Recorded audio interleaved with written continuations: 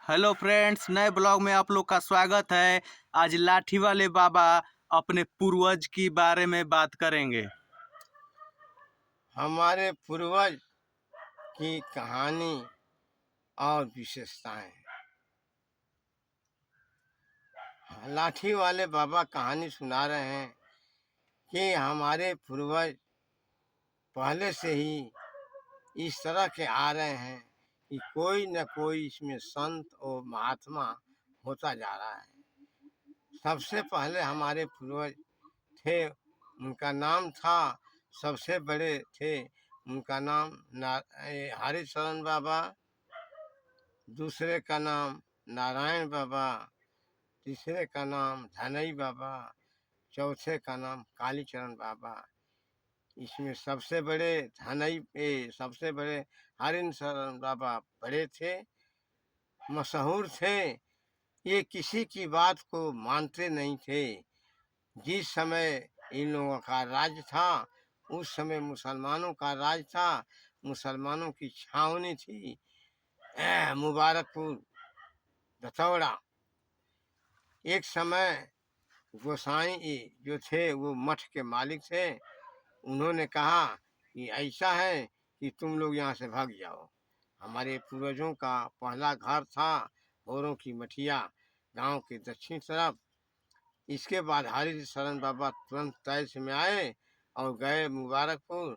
कहे छावनी वाले से कि हाँ, इस तरह की बात है। वो मुसलमान जो था मुहम्मदाबाद का था, मऊ मुहम्मदाबाद। उस समय जो लोगों को बसा लेते थे वो अपने को धन्य समझते थे। उन्होंने कहा कि ठीक है, और चारों भाइयों के नाम से 16 बीघा जमीन लिख दिया। इसके बाद चारों भाई आए यहाँ अपने जन्मभूमि ज्ञानपाठ दतौड़ा, यहीं अपना स्थान बनाने लगे, अपना स्थायी बना लिए। इसके बाद धीरे धीरे परिवर्तन होता गया। हरिशरण बाबा के लड़के पैदा हुए जिनका नाम था गंगा।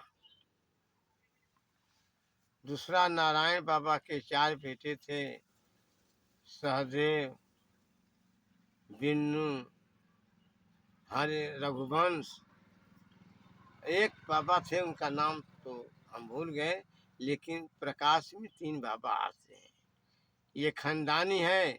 जब यहाँ के लोग हमारे पूर्वज को परेशान करने लगे, दबाने लगे, तो उस समय हमारे रघुवंश बाबा ने एक नीति अपनाई, धर्म नीति, और उन्होंने माँ दुर्गा की उपासना करने लगे।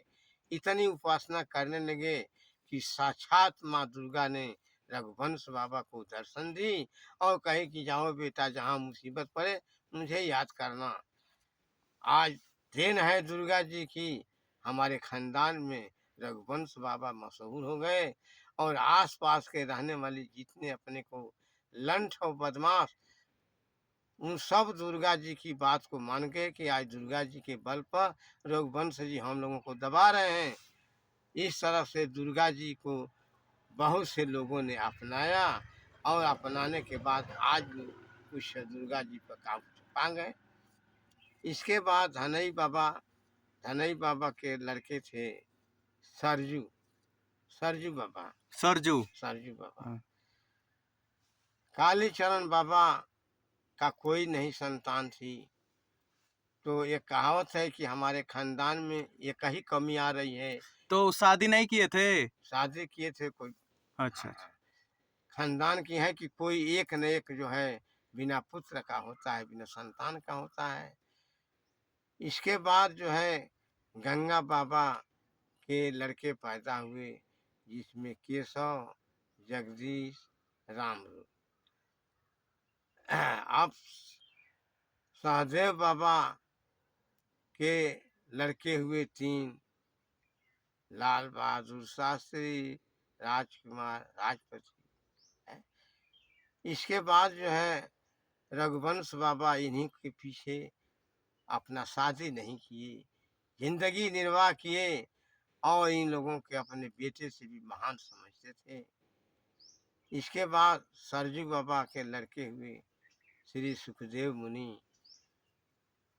सुखदेव मुनि इसके बाद आगे आने पर बिन्नू बाबा की कोई संतान नहीं हुई, बिन्नू बाबा की कोई संतान न हुई, इसीलिए उन्होंने गोद ली। हाँ, कालीचरण बाबा की कोई संतान न हुई तो इन्होंने बिन्नू बाबा को गोद ले लिया। कालीचरण बाबा ने बिन्नू बाबा को गोद लिया तो गोद के पैदा हुए सत्यदेव, पहला सत्यदेव काका और दूसरा हो चंद्रदेव काका, ये दो पैदा हुए। अंत में आने के बाद ये पीढ़ी समाप्त हो गई, यहाँ से इस परिवार का नाश हो गया। अब दूसरी पीढ़ी आ रही है हमारे नारायण बाबा की, जिसमें सभी लोग परिवार के सभी संपन्न हैं।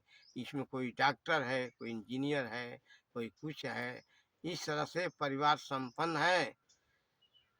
अब जगदीश काका से 3 पुत्र पैदा हुए। केशव काका की शादी नहीं किए, न उनकी कोई संतान थी।